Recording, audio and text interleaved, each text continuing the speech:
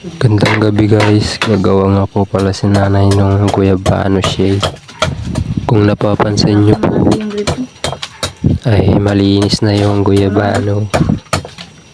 Tanggal na yung mga buto. Ito po ay yung isang cowbell na condensarap.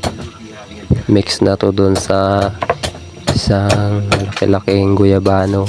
Hindi ko na nga po nakunan yung guyabano kasi wala na akong nakapagkuha nung video. At yun po yung ginagawa ni nanay ay nagka-crack siya ng malaking ice kasi baka masira yung ano. Nag-aantay na yung customer namin. Yung blender pala kasi sobrang laki nung ice. Yan customer namin. Nag-aantay ng ano gagawing guyabano shake. Mga tanim kayong guyabano, try nyo na. Masarap to, lalo na papalapit na yung tag-init. Okay na okay to sa mga ano, pangpapaway ng init. Dating ko pala lamig. sa bawa ko. Buklutin ko na yun. Basta palakihin mo. Madaling malabas na. Ito nga po pala yung pamangkin ko, si Sheldon. Follow nyo siya guys, Sheldon Cabanillas ang kanyang Facebook. Pugi yan, walang girlfriend yan. Singawan lang. Si Sheldon Pogi tumitira ng gatas. Binubuksan niya na yung gatas. Yun lang kasi yung matagalo yung ice, sobrang laki. Oh, tapos na. Pwede nyo nang juwain si Sheldon. Main nyo na. Baka may gatas-gatas kayo dyan. Magaling magbukas yan. So, yun lang nga po. Minimix na ng kuya ko sa isang Tupperware.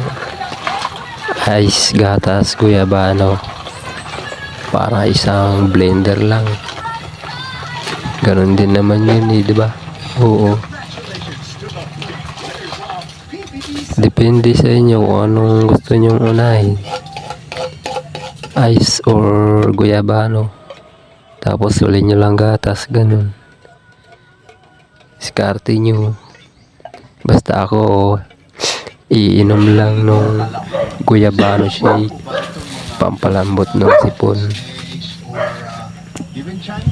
So yun, isasalin na ng kuya ko sa isang pitchel kasi may kalahati pang i-blender na guyabano. Hindi kasi lahat sa isang blender punong-puno.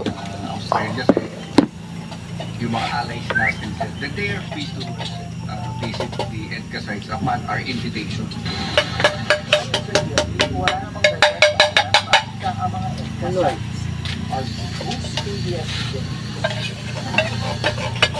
Ito na nga po pala yung kalahating i-blender na panghuli.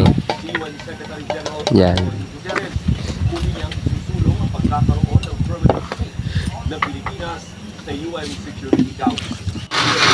Ay, pasensya na, ang likot ng kuha ko. Hirap talaga pag isa lang ang kamay. Doon pala blender ng kuya ko kasi walang saksakan dito sa labas.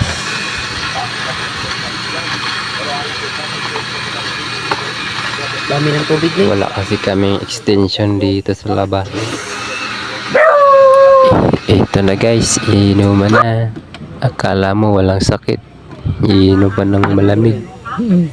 Pampalambot lang ng sipon. Iinom tayo guys, ang sarap.